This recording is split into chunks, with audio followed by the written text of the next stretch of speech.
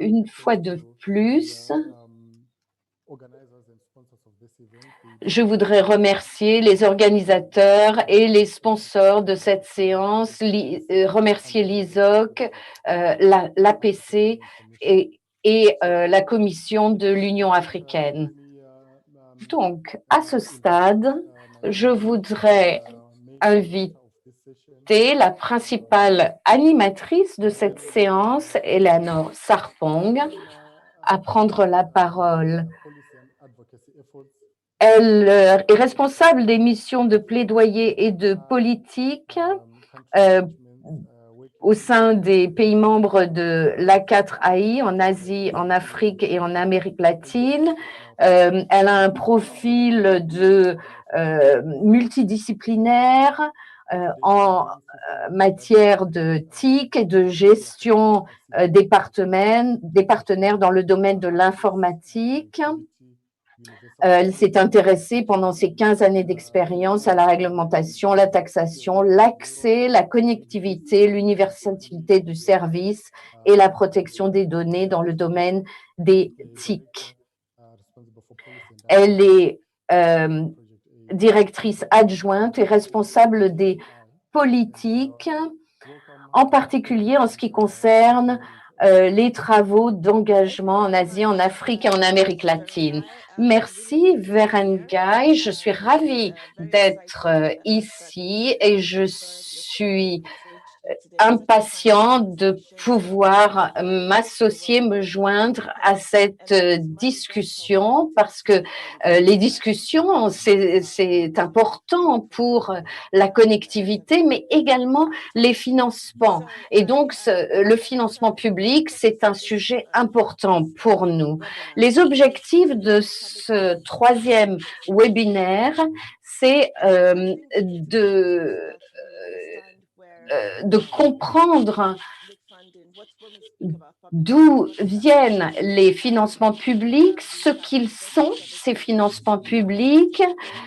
Il y a par exemple les services universels, lorsque les fonds sont obtenus à partir de plusieurs sources, soit fiscales, soit de sociétés à responsabilité limitée, de différents opérateurs.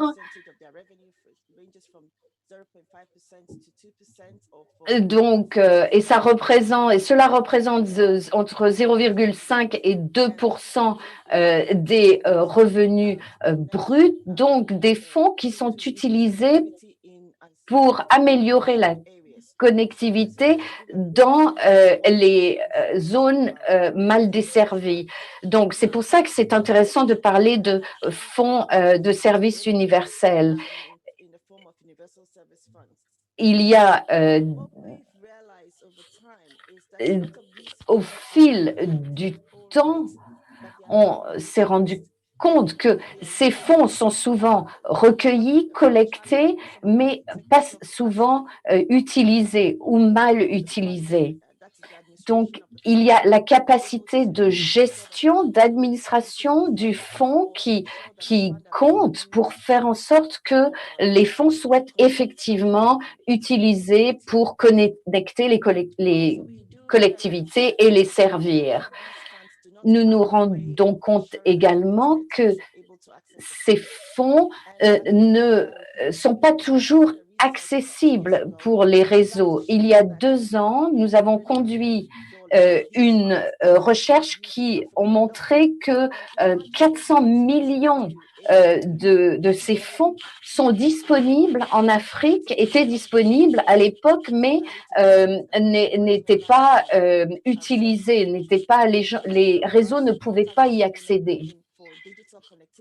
Donc, il faut également que les efforts de connectivité aillent au développement des compétences de gestion. Il faut comprendre ce que sont ces fonds de services universels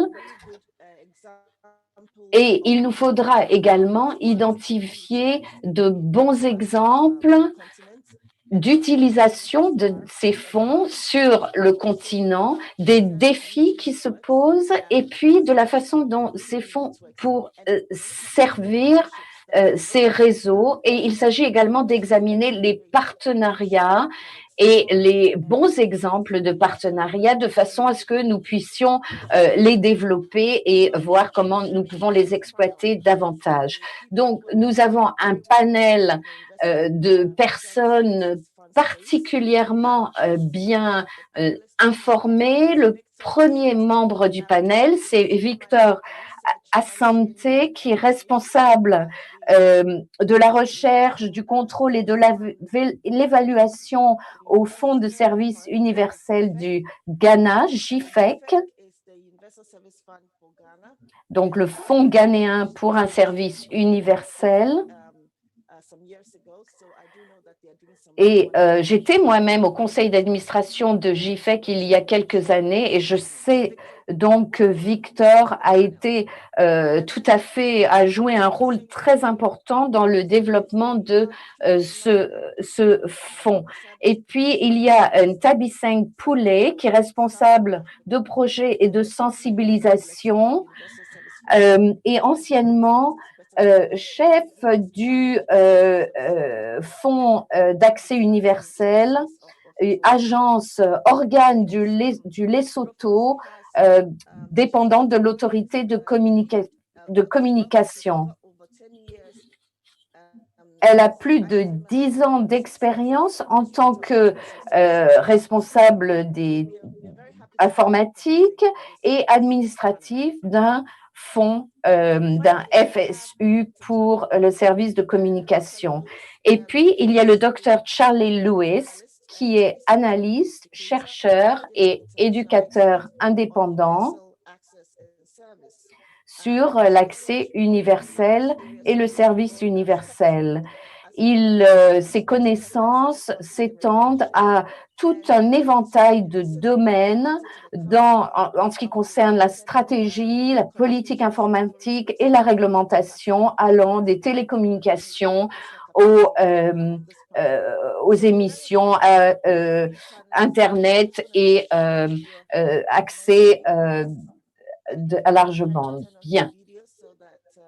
J'appelle maintenant les images vidéo pour que le public puisse tous vous voir. Bien, il s'agit d'abord de comprendre comment fonctionnent ces fonds. Dr. Charlie Lewis, à partir de votre expérience, est-ce que vous pourriez nous parler du succès relatif de ces expériences en Afrique et quelles leçons avez-vous pu tirer de leur observation? Merci, Eleanor. Merci de m'avoir invité à ce débat cet après-midi. Si j'ai bien compris,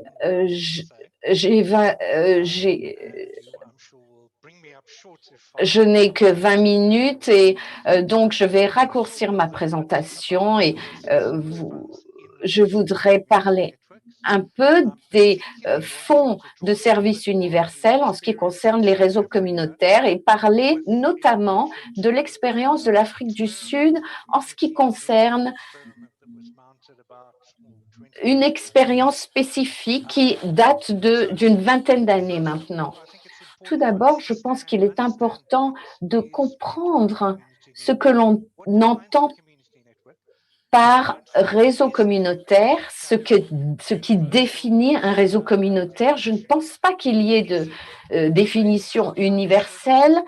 S'agit-il du type de service qui permet, par exemple, d'avoir accès à Internet ou à des données, ou s'agit-il plutôt de réseaux communautaires comme près de chez moi, au Cap, qui est un réseau qui permet de faire une interface avec le réseau de la communauté.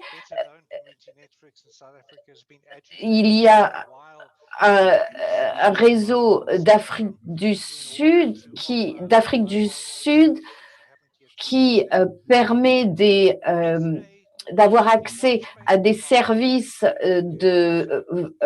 vocaux, mobiles vocaux.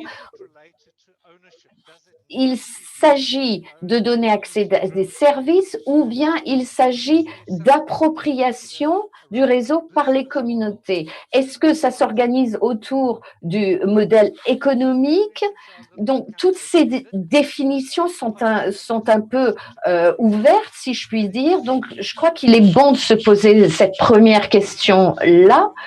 Et ensuite, si l'on tente de voir combien il y a de réseaux communautaires en Afrique du Sud, eh bien, les chiffres diffèrent selon leur origine.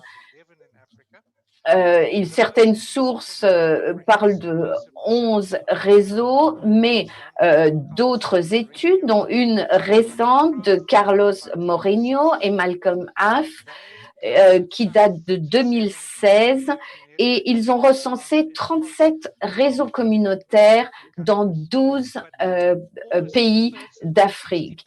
Mais 60% de ces réseaux se trouvaient en Afrique du Sud, donc le reste des 40% dans le reste du continent, en général des réseaux assez petits,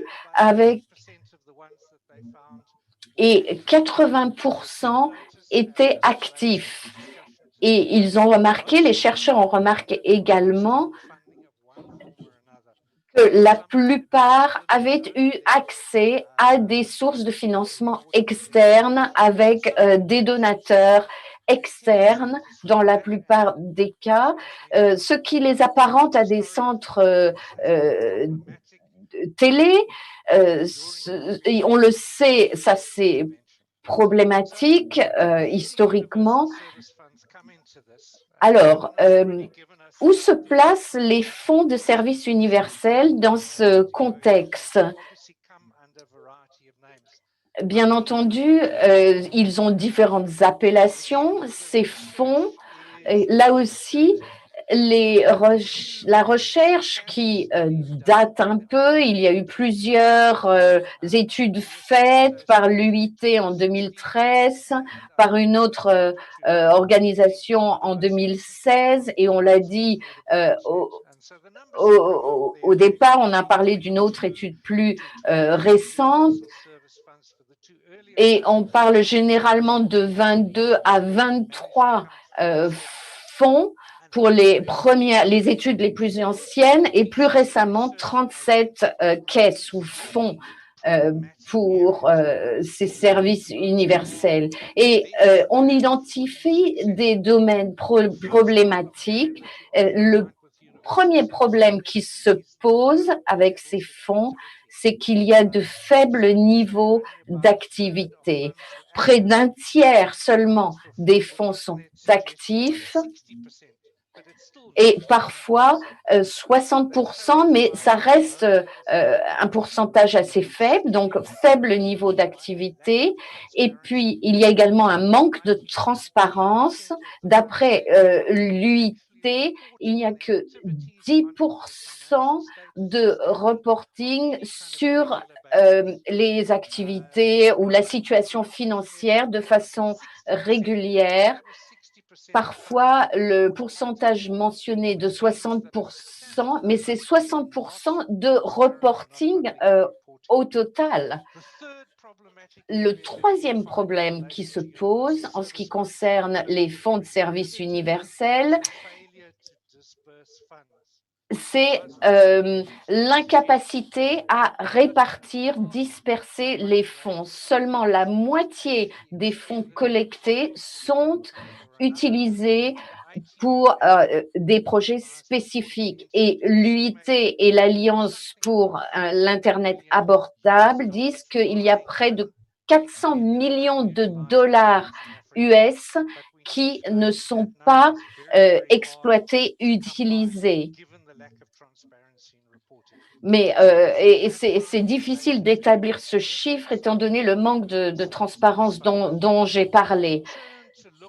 Maintenant, je voudrais passer à une expérience démarrée en 2000 en Afrique du Sud, qui elle a fait l'objet d'un chapitre et d'un livre que j'ai écrit.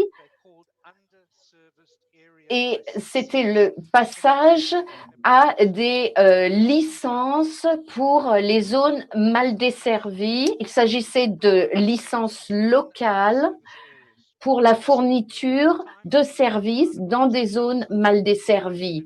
Donc, je l'ai dit, nous parlons de 2000, on ne pensait même pas à l'Internet en bande large.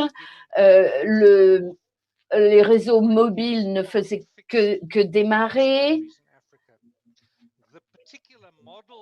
Le modèle spécifique utilisé pour cette intervention est venu à émaner d'une proposition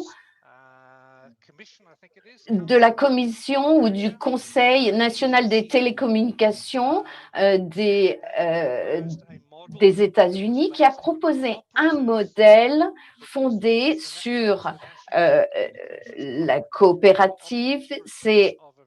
Il s'agit des coopératives nationales de télécommunications des US et qui a donc proposé un modèle de coopérative mené par les communautés pour donner accès à des services dans des zones mal desservies.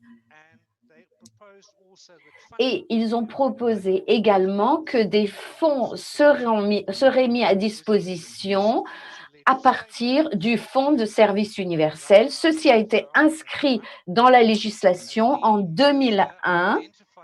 Le ministère a identifié 27 zones identifiées comme des régions mal desservies. Il y a un problème en ce qui concerne cette désignation, mais j'y reviendrai un peu plus tard. Et les premières licences ont été émises suite aux 7 premières candidatures en 2004 et 20 autres ont obtenu des licences au cours des 4 années suivantes. Donc 27 licences dans l'ensemble. Malheureusement, seule une de ces licences, une de ces licences sur les 27 a survécu. Les autres ont disparu. Donc, lorsqu'on examine l'échec de ce modèle, parce que c'est bien ça, eh bien, on peut en tirer des leçons importantes en ce qui concerne le financement des réseaux communautaires. Tout d'abord, c'est une question de politique et de réglementation. Bien sûr, c'est la politique qui conduit la réglementation, la législation, et la législation conduit la réglementation. Les régulateurs doivent être engagés, favorablement engagés par rapport au modèle proposé. En Afrique du Sud, par exemple, et j'y ai déjà fait allusion, il y a eu d'énormes retards, il a fallu plusieurs années pour que les licences soient émises. Les licenciés n'ont pas forcément eu accès à l'ensemble des bandes de fréquences et il y a eu toutes sortes de problèmes en ce qui concerne l'accès à ces fonds. Et puis, il y a eu énormément d'opposition de la part des opérateurs mobiles et de systèmes fixes.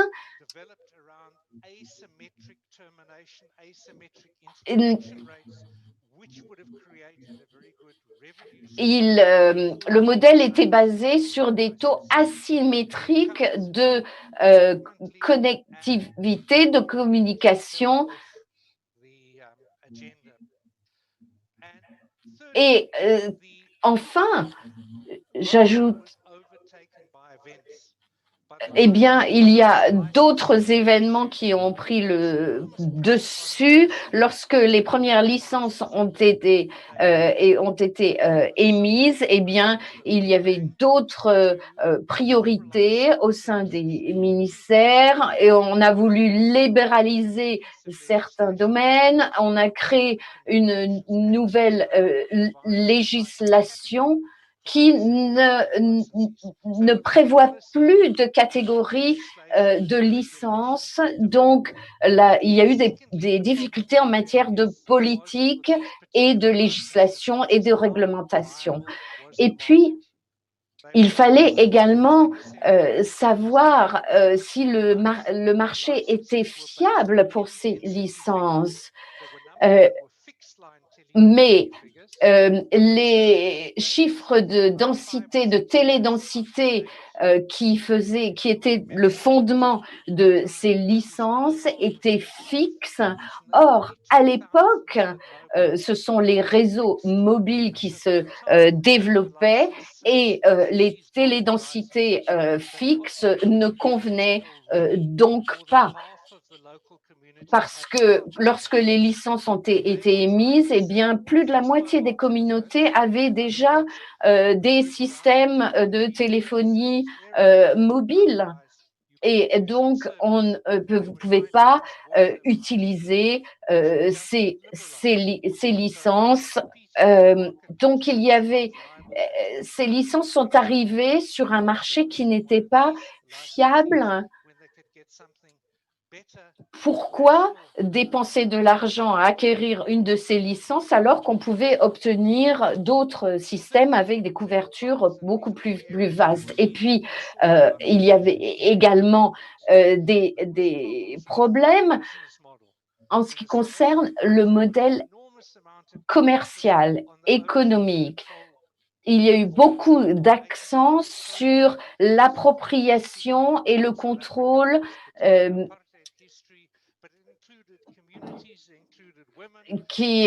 cela faisait intervenir les communautés, les groupes de femmes, et créant un modèle qui était difficile à appliquer. Et puis, un modèle beaucoup trop dépendant des sources de financement externes, de capital d'investissement, par exemple, qui sont très difficiles à obtenir. Deuxièmement, ou troisièmement, ça dépendait de charges intermittentes fixe. Donc ça également, je l'ai dit, c'était problématique. Il y a eu également une tentative pour créer une entité de services partagés et pour pouvoir faire fonctionner des bureaux, mais ça a été abandonné. Il y avait également au départ, on parlait de services de formation associés, mais ça a été abandonné également. Donc, pour les réseaux communautaires, il faut qu'il y ait un meilleur modèle d'économique. Et puis, le fonds de service universel lui-même a représenté un montant de 5 millions pour chaque licencié chaque année pendant 3 ans. Mais cela représente un montant ridicule par rapport à toutes les activités qui devaient être couvertes par le licencié pendant cette période. Le financement, les fonds arrivaient très lentement également. Désolée de vous d'interrompre, mais il vous reste environ 2 ou 3 minutes. Et donc, un processus beaucoup trop bureaucratique. Donc, sur les 27 licenciés, il n'y en a que 3 qui n'ont eu qu'un tiers du financement total. Il y en a 4 qui ont eu 2 années de financement et il n'y en a que 2 qui ont eu les 3 années complètes de financement. Et la plupart, comme je l'ai dit, ont disparu. Alors, quelle est la question pour évoluer? Eh bien, la première chose, c'est qu'il faut avoir un cadre réglementaire qui permet de développer un modèle correct. Euh, en Afrique du Sud, je ne sais pas, ailleurs, il y a un circuit très compliqué pour collecter les fonds. C'est les organismes de réglementation qui collectent, ensuite ça va au gouvernement et ensuite c'est finalement redistribué. Et pendant des années, et bien sûr, les fonds collectés ont été beaucoup plus importants que les fonds redistribués dans les réseaux. Il faut également que les règles du fonds s'appliquent précisément, spécifiquement au réseau communautaire. On a tendance, jusqu'à ce jour, on a tendance à avoir un discours d'accès aux communautés nécessiteuses. Or, il faut que le réseau lui-même ait son mot à dire sur la façon dont il peut être au mieux servi. Nous sommes en train de réorganiser les fonds en Afrique du Sud, mais il faut qu'il y ait un équilibre entre l'offre et la demande. Il faut faire en sorte, et j'en ai parlé plus tôt, un alignement d'engagement entre les décideurs en faveur de l'application du fonds. Peut-être qu'il s'agit de défauts au Ghana, il s'agit de politique en Afrique du Sud et d'autres problèmes, mais il faut en tout cas que les différentes agences travaillent ensemble.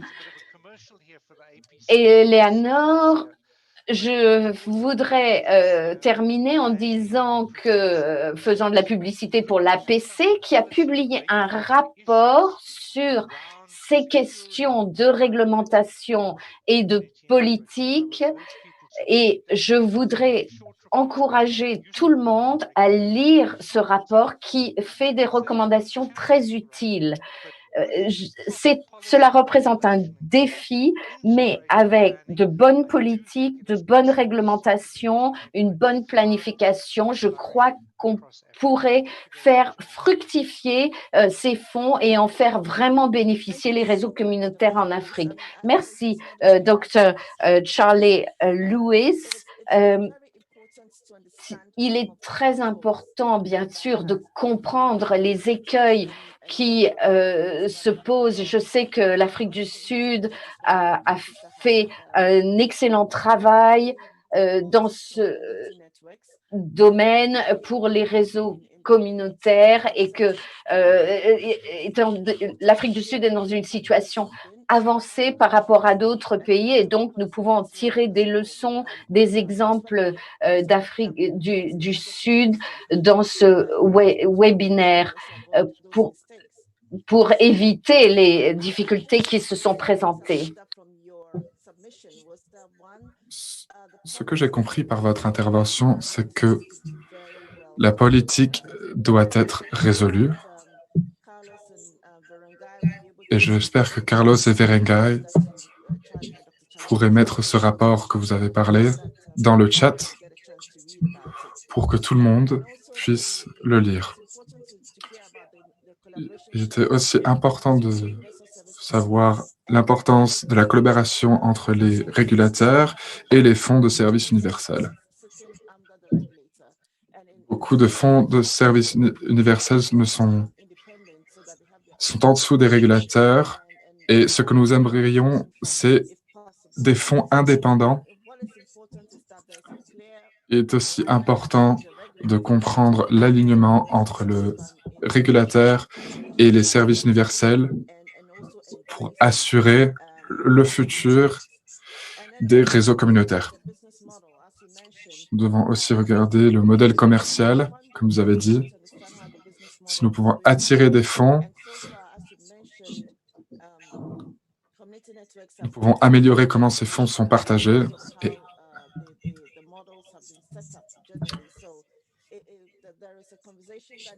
Il y a une conversation qui doit avoir lieu pour savoir quel modèle fonctionne dans quel pays. Et j'espère que le reste des panélistes pourront apporter les expertises. Nous devons aussi adresser les difficultés technologiques. Nous parlons de délai. Nous parlons du temps que quand les fonds de services universels peuvent fournir les réseaux communautaires et les zones mal desservies sont très très longues.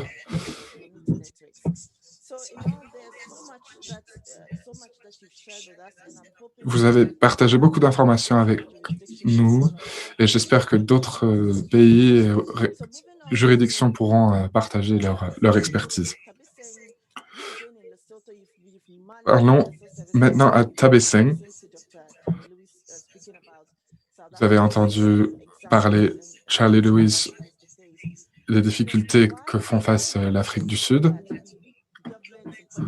Pourquoi pensez-vous que le gouvernement et les régulateurs collectent ces fonds, mais ne les utilisent pas forcément pour les réseaux communautaires? J'aimerais bien apprendre de vos expériences et des leçons que vous pouvez nous apporter. Tabiseng, je vous donne la parole. Merci Eleanor et merci tout le monde. Je veux bien partager l'expérience de Lesotho. L'origine des fonds de services universels a l'objectif de fournir le numérique à tout le monde. Les gens doivent avoir accès aux services numériques et cela commence avec un réseau. Quand les services de fonds universels ont été créés, les services mobiles, la technologie de services mobiles était l'une des meilleures façons d'avoir accès à Internet.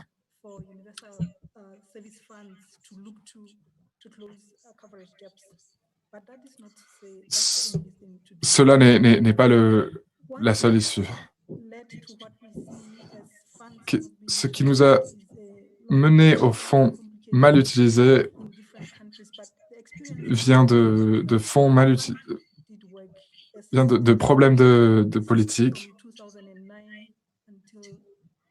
Entre 2009 et ainsi de suite,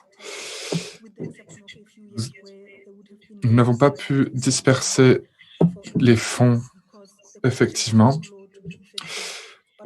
à cause de la collection qui n'avait pas assez de fonds.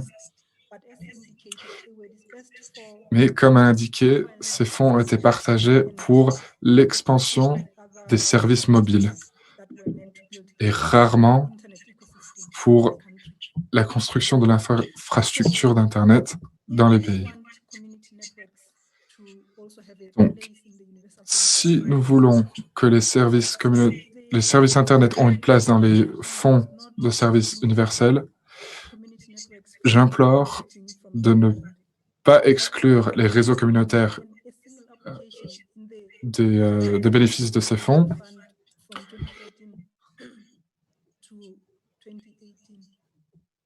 Et la gestion entre 2008 et 2013 n'était pas effective. Aucune communauté ne savait des réseaux communautaires. Nous avons aussi appris ce concept plutôt tard, peut-être en 2016 ou 2017. Et nous n'avons pas pu développer ces réseaux communautaires. Et nous avons eu des difficultés pour pour informer le public sur les réseaux communautaires. Dans le cas de Lesotho, la politique est un peu contrainte. Cela peut parfois aider à avoir accès à ces fonds, mais quand les opérateurs ne peuvent pas fournir et le public doit s'abonner pour avoir accès à Internet.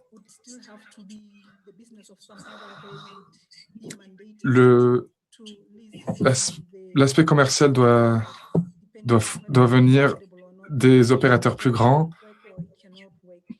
et cela dépend de si ça pourrait marcher ou pas. Donc, si ces fonds sont accessibles, la question serait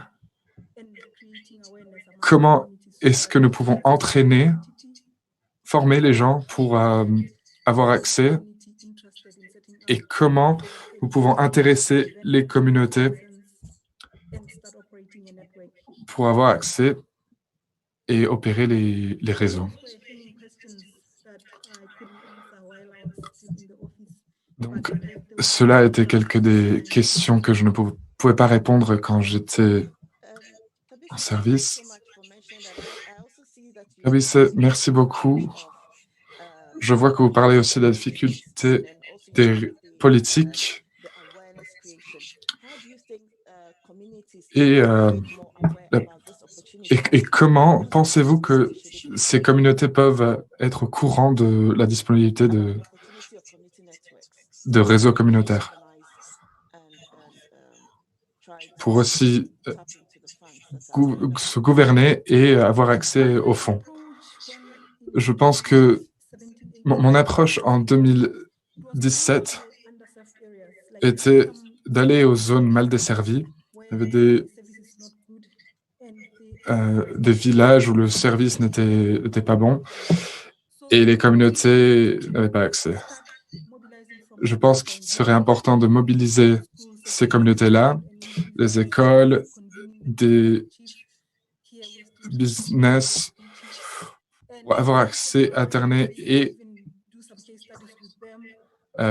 fournir des études sur des cas pour leur faire comprendre comment ils pourraient avoir un meilleur accès à Internet. L'Internet qu'ils utilisent n'est pas à jour et n'est pas de bonne qualité pour leur business. Et ils savent qu'ils sont mal desservis.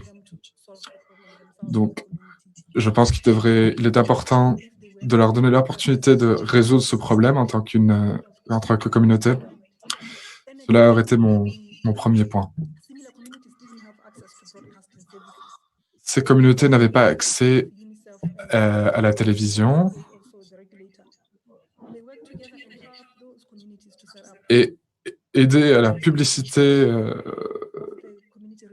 des réseaux communautaires aiderait et aux zones mal desservies d'être au courant de ces services, de ces réseaux et d'y avoir accès. Merci de nous avoir donné cet exemple et aussi avoir accès à ces autorités locales qui gouvernent ces fonds.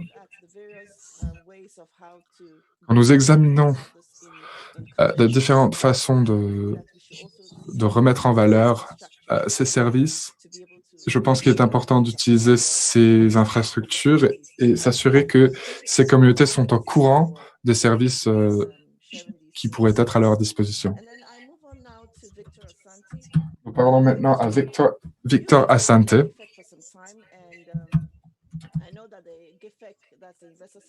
Ça fait longtemps que vous avez avec GEFEC et je sais que le service de GEFEC Ghana a remporté plusieurs prix.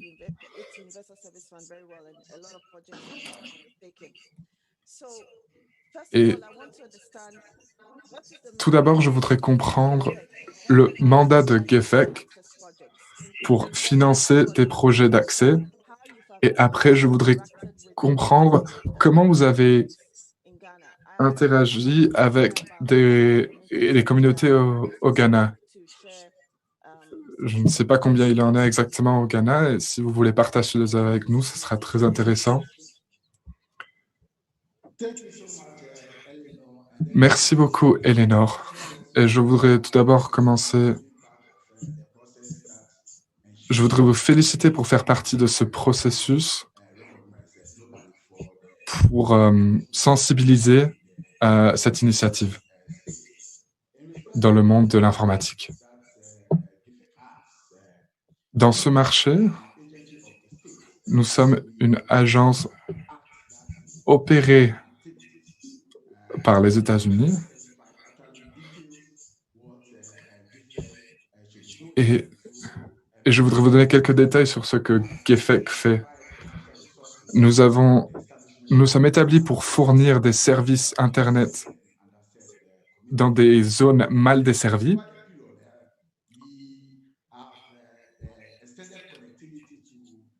Nous avons étendu l'interconnectivité dans plusieurs zones.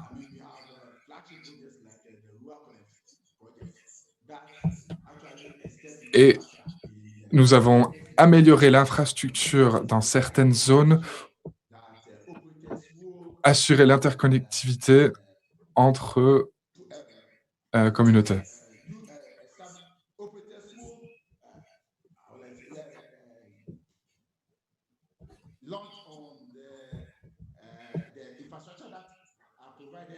L'infrastructure qui est fournie dans ces communautés doit être indispensable et aussi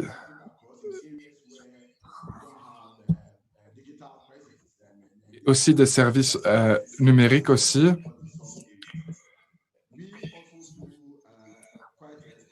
Nous faisons aussi beaucoup de formations pour le numérique et dans l'innovation des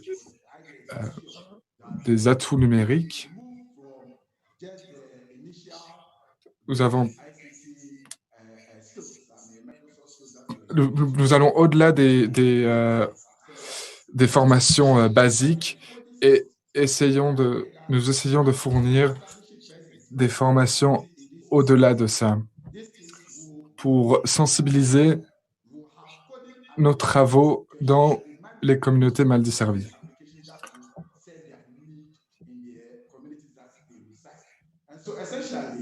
Pour fournir des services dans plus de communautés.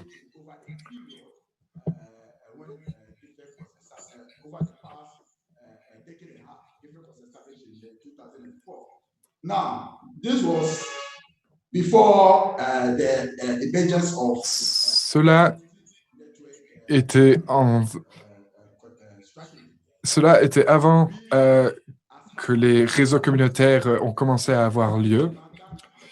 Nous avions un plan stratégique pour soutenir les réseaux communautaires. Et les projets dans lesquels nous faisions partie étaient variés. Certains projets avaient des fonds de différentes ressources pour installer des infrastructures informatiques. Un projet que nous faisons en collaboration avec l'IT est parfois fondé par des ressources externes, des fonds externes.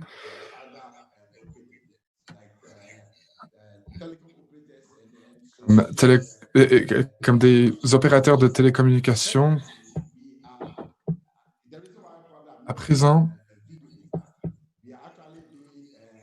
nous essayons d'installer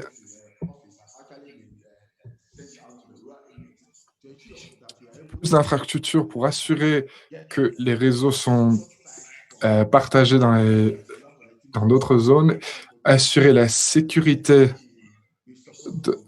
de ce soutien.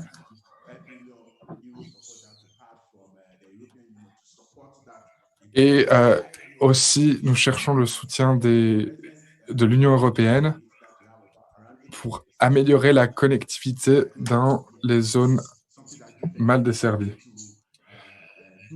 Cela est l'un des objectifs de GEFEC. Nous avons aussi une stratégie où nous soutenons, où nous avons reçu le soutien de l'ITU et le gouvernement norvégien pour soutenir GIFEC, pour améliorer les formations du numérique. Et ce projet a une valeur au-dessus de 3 millions de dollars. En partenariat avec nous, quand GIFEC a commencé, les réseaux communautaires n'étaient pas très populaires. Mais le fait d'avoir tous les projets d'interconnectivité que nous avons en place pour servir des réseaux communautaires,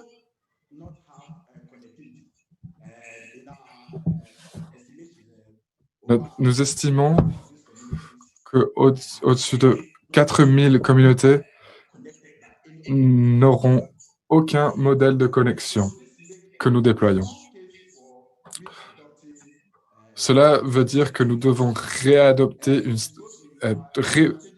améliorer la stratégie, le plan de stratégie, par les 4 P. Partenariat, personne,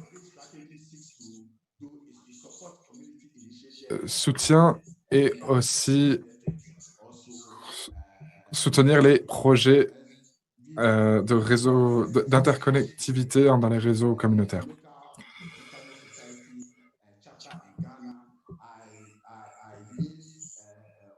Des sociétés dans le Ghana aident à soutenir nos efforts, ainsi que l'ISOC, pour établir des réseaux communautaires dans le Ghana. Bien sûr, je suis ravi que Ntabiseng a mentionné l'indépendance de ces fonds.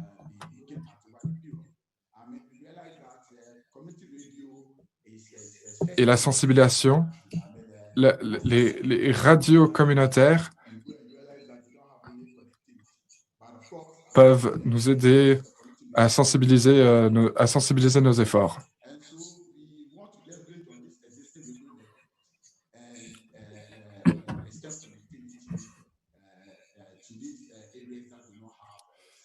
Et améliorer la connexion dans des zones qui n'ont pas de réseau.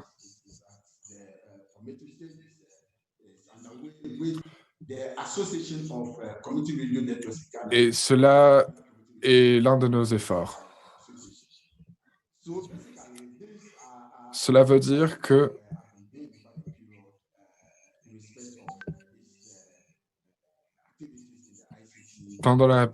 il y a eu une période où il y a eu un manque d'activité. Merci beaucoup, Victor.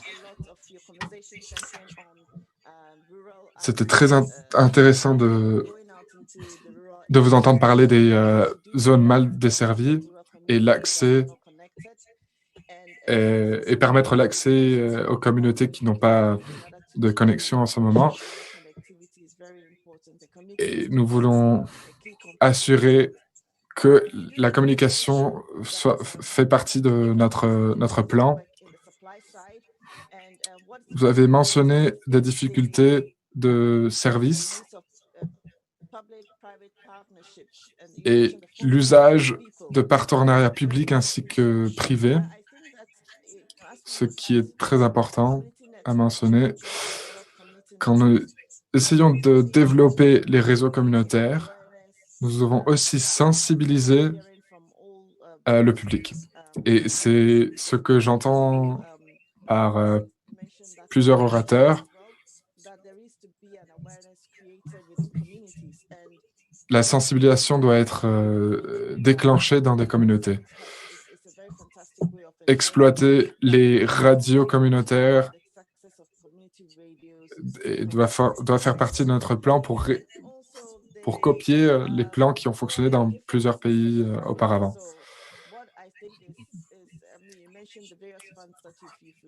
Les fonds que vous avez reçus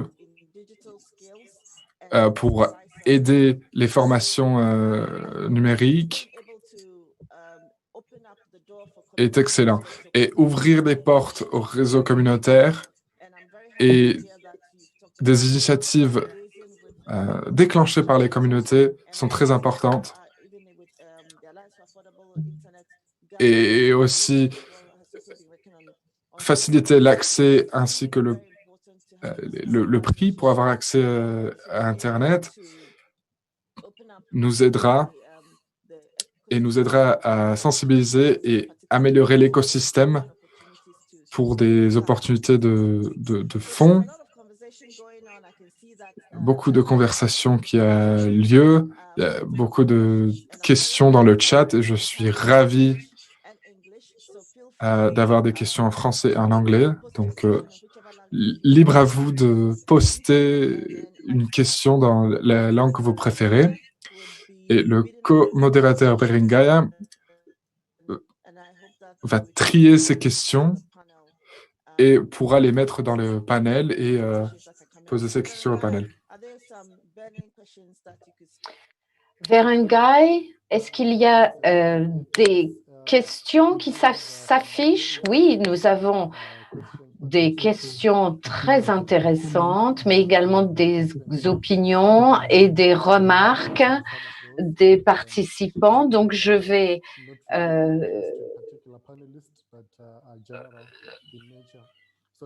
il y a des questions à caractère général qui s'adressent à l'ensemble des membres du panel également. D'abord, la question d'un collègue du Kenya.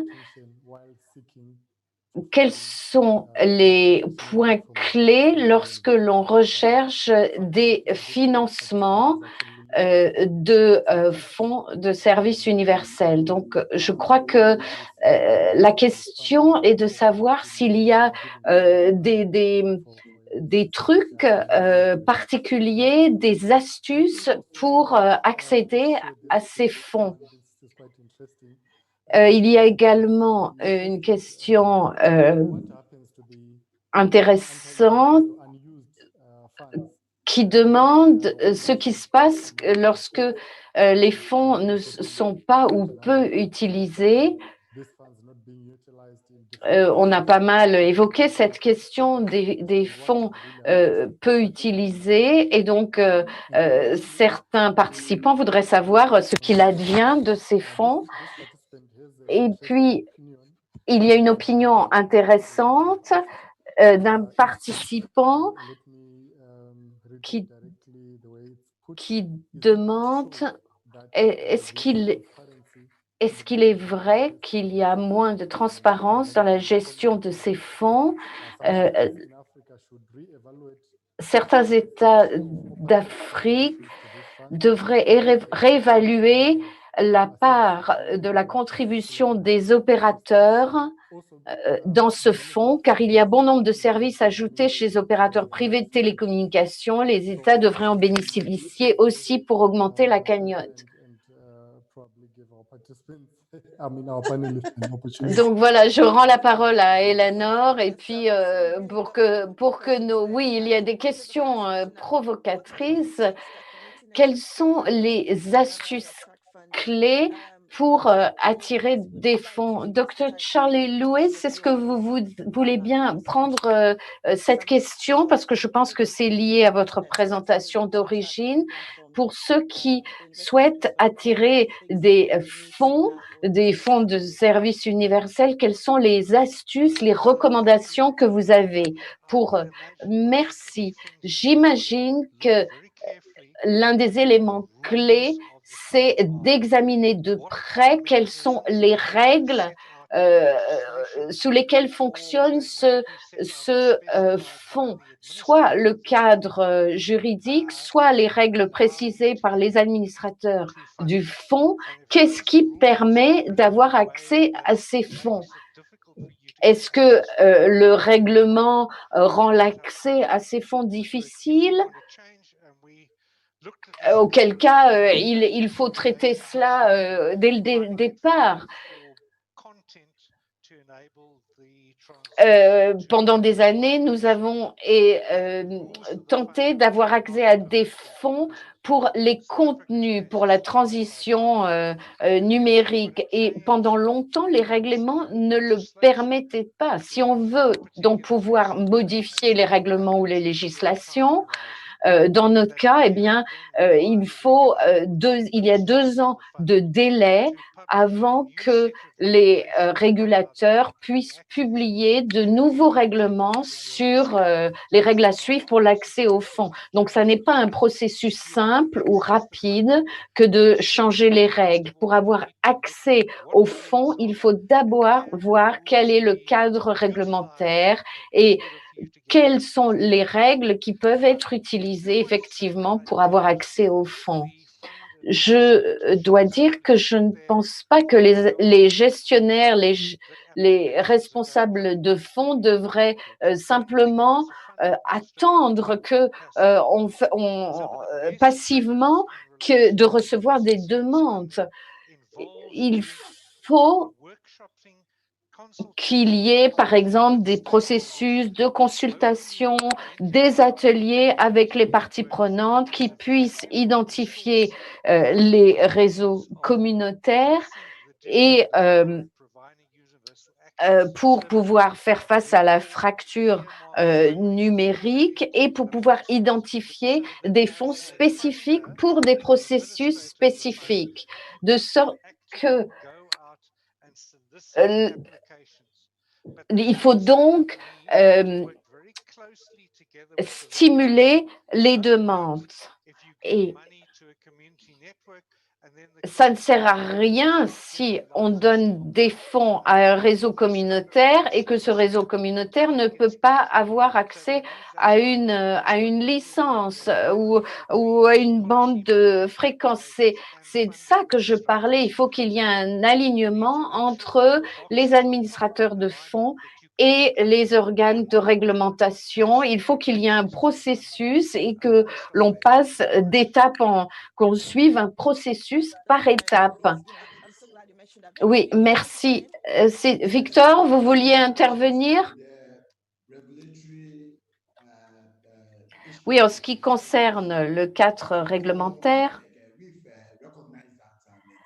à GIFEC, nous avons reconnu que l'on ne peut rien faire sans avoir le cadre réglementaire.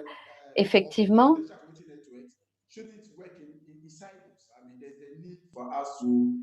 il faut également que nous contribuions directement à ce processus.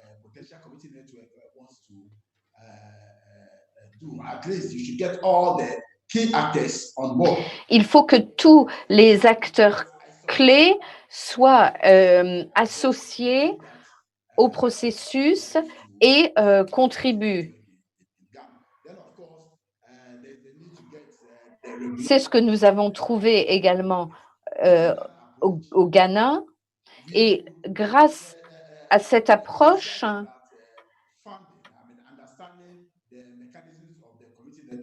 might not be alien to the USF, for which support can readily be extended. And then again, if you look il at faut donc pouvoir comprendre qui sont les acteurs clés, qui sont les parties prenantes. a decade ago, we are all running around putting up community information centers. But as the dynamics change, you realize that these telecenters have now become.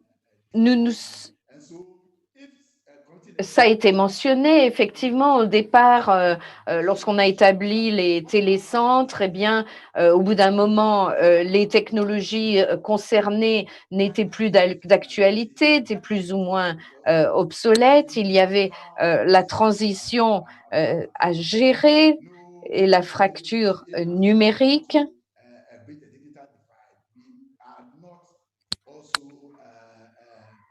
Interested in extending support that will will lead to Désolée, mais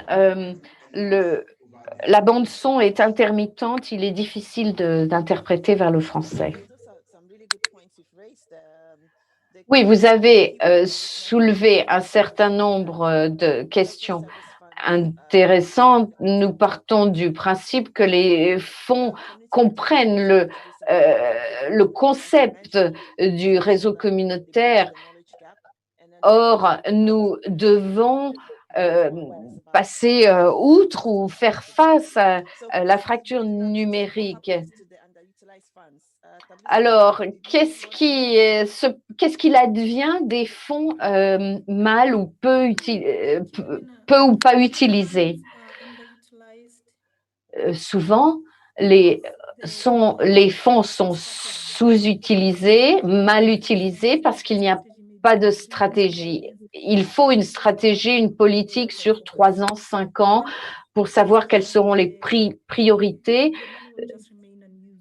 S'il n'y a pas de stratégie, eh bien, le fonds reste mal utilisé.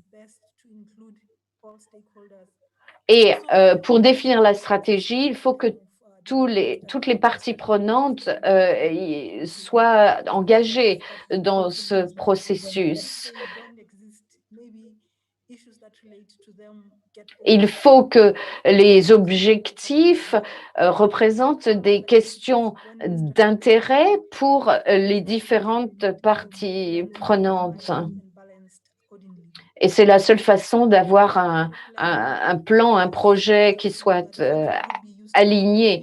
Mais sans plan, sans stratégie, eh bien, les fonds sont mal utilisés ou utilisés aux fins d'un seul acteur. Et c'est la raison pour laquelle nous avons des millions, des dizaines de millions de dollars de fonds qui sont peu utilisés.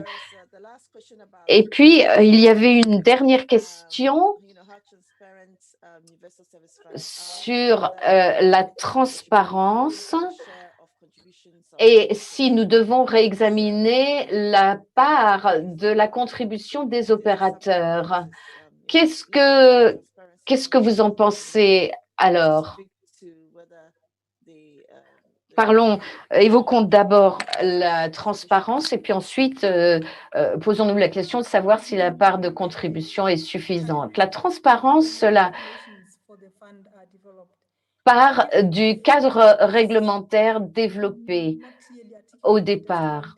Si la question de la transparence n'est pas articulée dans le cadre réglementaire, eh bien, on ne peut pas l'avoir par la suite dans le fonctionnement du fonds. C'était le cas pour nous. Il n'y avait pas dans le cadre réglementaire pour le cas que j'évoque d'obligation de faire du reporting, si ce n'est au Parlement une fois par an, sur les aspects de transparence. Nous avions quand même la possibilité d'interagir avec les leaders des différentes communautés dans le pays.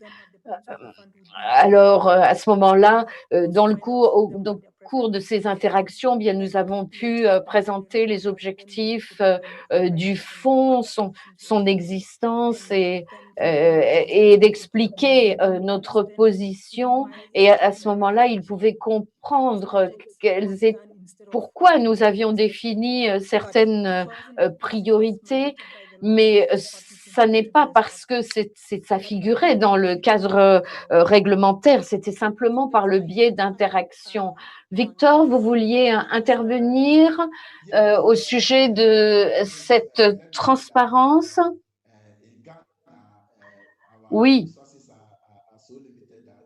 Au Ghana, les ressources sont tellement limitées, sont très limitées.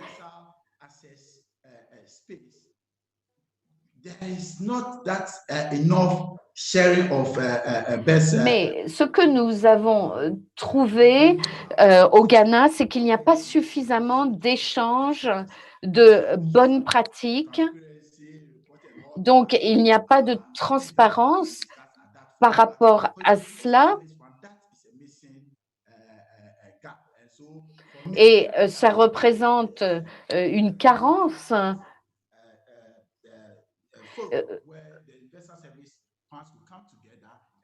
Pour moi, il serait bon qu'il y ait des réunions qui permettent précisément d'échanger ces bonnes pratiques. Au Ghana, donc, ça n'est pas brillant à cet égard et dans d'autres pays également. Oui, je pense que le partage de bonnes pratiques, c'est très important. Donc, Verangai, je suis tout à fait consciente du temps qui nous est imparti. Donc, est-ce qu'il y a d'autres questions à évoquer? Oui, merci, Eleanor. Et la question suivante va être posée directement par notre collègue.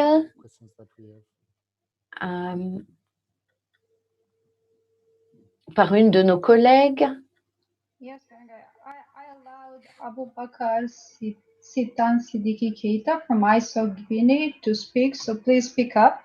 Oui, je voudrais permettre à un représentant de ma communauté de s'exprimer. Donc, veuillez, s'il vous plaît, prendre la parole.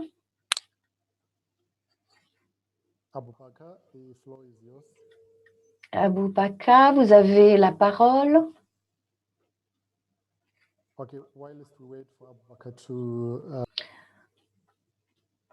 Nous n'entendons plus l'orateur.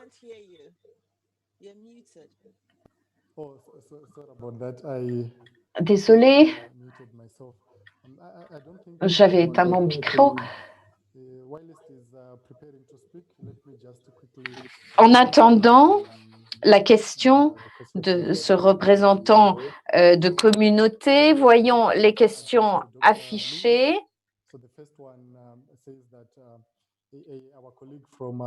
Tout d'abord, il y a une collègue du Kenya, un collègue du Kenya qui a fait une analyse de l'usage des fonds au Kenya. Malheureusement, comment faire en sorte, donc il pose la question, comment faire en sorte que les priorités soient identifiées pour ces fonds. Et puis, il y a une autre question d'un collègue d'Afrique du Sud.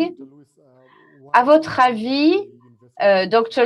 Louis, pourquoi est-ce que l'USAF en Afrique du Sud n'a pas été en mesure de financer un seul réseau communautaire après l'échec que vous avez évoqué? Il y a eu un partage d'informations qui confirme cela. Donc, alors pourquoi est-ce qu'il n'y a pas, est-ce que ce changement n'intervient pas donc, c'est une question pour le Dr. Lewis.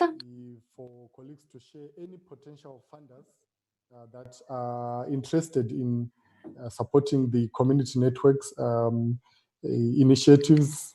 Et également, il s'agit de poser une question sur les organes de financement qui seraient intéressés, les potentiels pour l'établissement d'un réseau communautaire à partir du Fonds d'accès universel. To follow these discussions and may need any tips on that.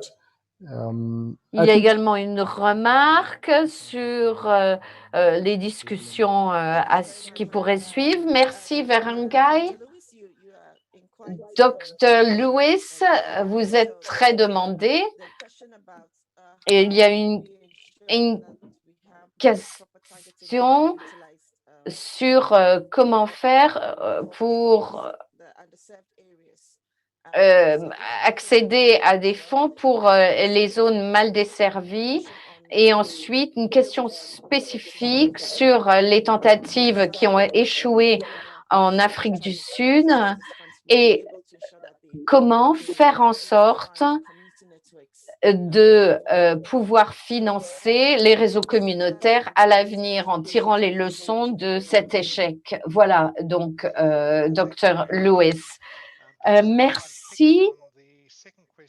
Je voudrais tout d'abord répondre à la deuxième question, si vous le permettez, et je crois qu'il faut mentionner lorsqu'on a une source importante de financement quelque part, eh bien, il y a toujours un certain nombre d'individus qui vont essayer de manipuler les choses et les fournisseurs de services pour exploiter ces fonds. Si vous lisez les rapports de l'UIT et de l'APC, il est évident qu'il y a malheureusement toute une série d'exemples d'exploitation de fonds. Un de mes collègues qui était au comité d'administration s'était rendu dans un télécentre où une somme très importante avait été dépensée et il avait trouvé une pièce avec trois bureaux et 2 chaises et un ordinateur défectueux. Et or, une énorme somme d'argent avait été dépensée, soi-disant. Et cette question problématique n'a pas été résolue. En ce qui concerne l'Afrique du Sud, c'est dû à la corruption dans les organes de dispersion, de répartition des fonds. Je pense à au moins 4 scandales au cours des 20 dernières années où le financement a été manipulé, où certaines personnes se sont garnies les poches plutôt que de réaliser les objectifs du fonds. En Afrique du Sud, on s'est concentré par le passé sur les télécentres.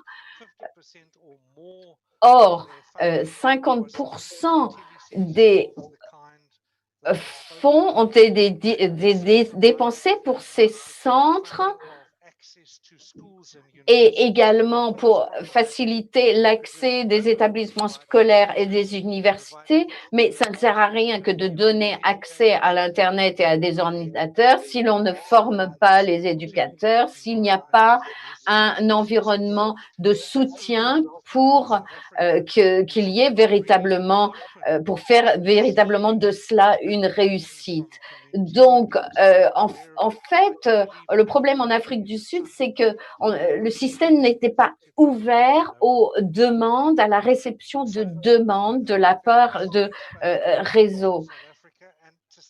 Et dans une certaine mesure, je ne sais pas, je n'ai pas de détails sur l'expérience au Kenya, mais si l'on veut étendre et moderniser des régions, il faut qu'il y ait un cadre mis en place qui puisse identifier des propositions potentielles. L'une des questions de corruption qui est évoquée, c'est comment faire, comment procéder lorsqu'il y a des demandes non sollicitées, spontanées, comment savoir que ce qui est présenté est la meilleure base, le meilleur fondement pour un financement et ainsi de suite. Il faut qu'il y ait une base il faut que cela s'appuie sur la recherche. Il faut savoir, lorsque ça a bien fonctionné, pourquoi ça a bien fonctionné et ce qui a bien fonctionné. Et sinon, s'il n'a pas bien fonctionné, qu'est-ce qui n'allait pas, quels étaient les domaines problématiques, quelles sont les stratégies pour les résoudre. Je ne sais pas si ça répond vraiment aux deux questions.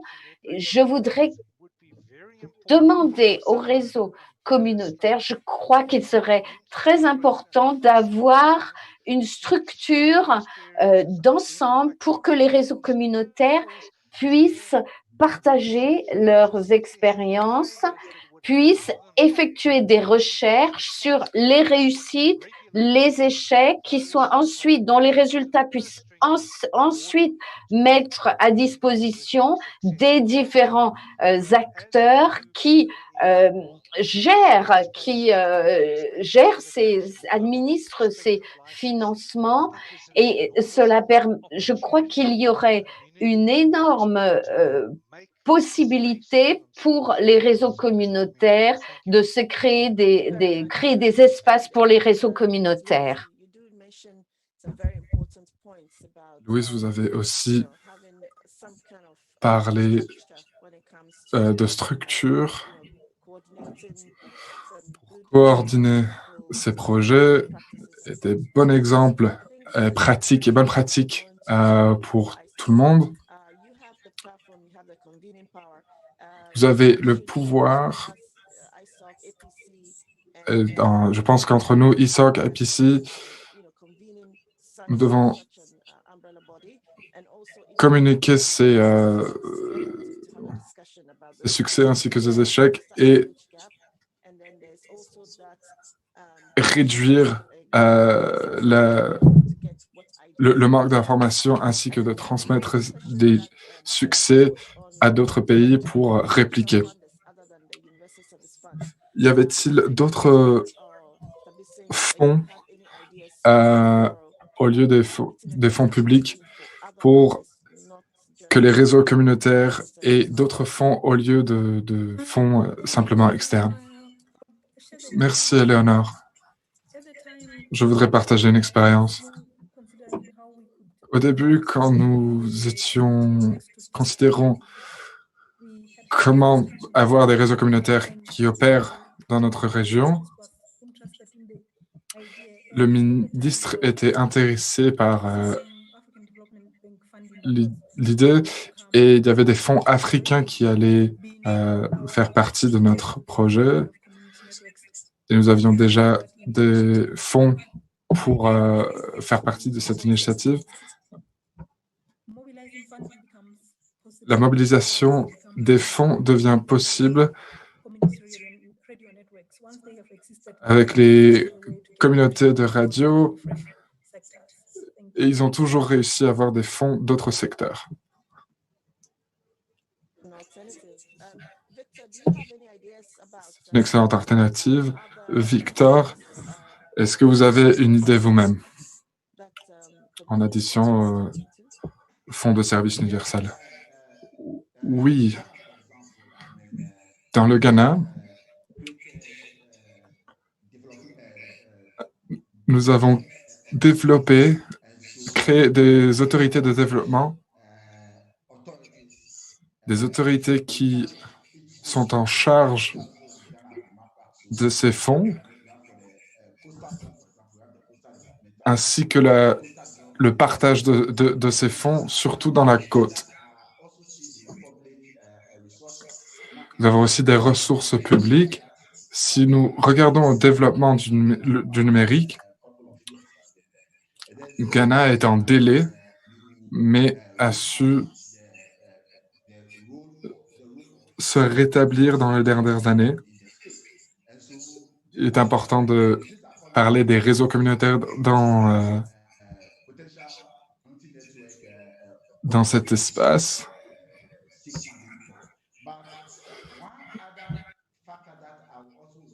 Un facteur que j'aimerais bien adresser est aussi, généralement, les fonds, il y a une approche du haut vers le bas pour ces fonds. J'aimerais bien voir un changement en particulier évaluer les atouts des communautés. Les communautés devraient se sensibiliser sur ce sujet et se rendre compte qu'ils sont capables de faire partie de ces projets. Donc le besoin proviendrait de la base et non pas d'autres secteurs de proposer des fonds.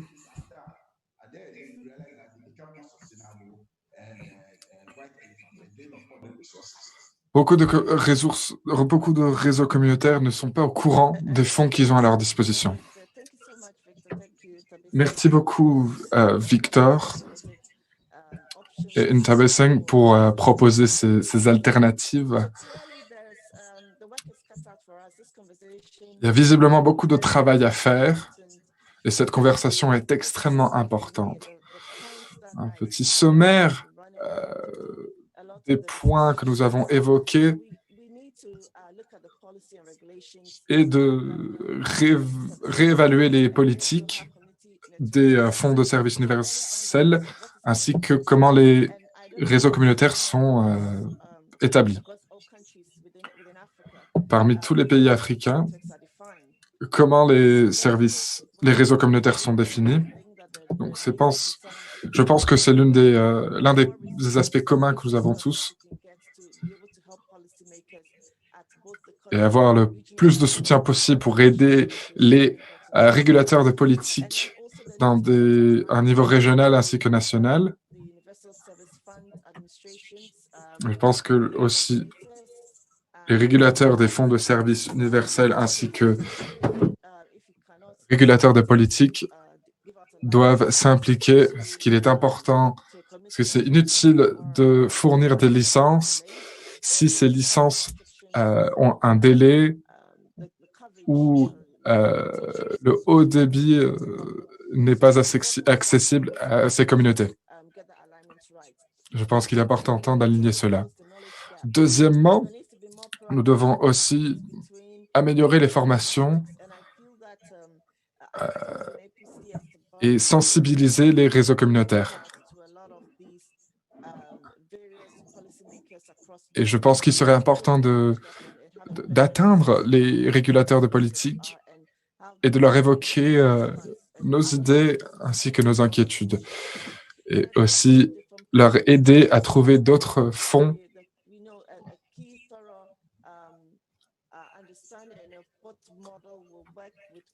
et avoir une bonne compréhension du modèle commercial qui fonctionnerait le mieux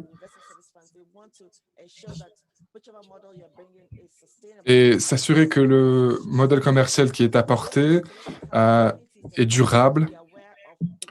Je pense aussi que les communautés devraient être au courant de ces modèles commerciaux avec le soutien des radios et d'autres services de télécommunication. Nous pouvons aider à la sensibilisation de cela, ainsi que les leaders communautaires. Il est important pour eux de développer en tant que communiqué et de comprendre comment ils peuvent avoir des fonds.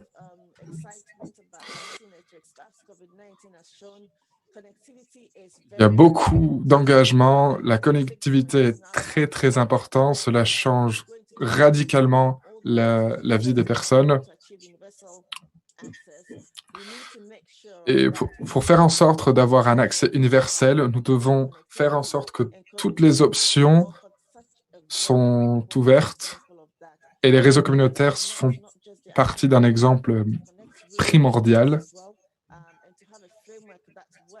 pour aider à construire à former une infrastructure qui fonctionne pour tout le monde. Je vous remercie à nouveau pour votre temps et votre engagement. Je voudrais remercier en particulier l'Union africaine, APC et Internet Society pour ce webinaire très important et aussi le personnel qui travaille en coulisses les gens qui travaillent sur les réseaux sociaux, sur WhatsApp et différentes plateformes. Et ce webinaire est fait grâce à leurs gros efforts. Donc, je vous remercie beaucoup pour le travail que vous faites en coulisses. Aussi, je voudrais aussi remercier l'équipe technique et tous ceux qui ont vérifié les questionnaires. Cela évoque maintenant une question très importante. Comment pouvons-nous avoir accès à plus de fonds publics, comme le Fonds de service universel? Si vous avez d'autres idées, je vous implore de l'écrire dans le chat, ainsi que de partager vos liens. Je donne maintenant la parole à Verengai, qui nous parlera maintenant de la deuxième phase de cette session.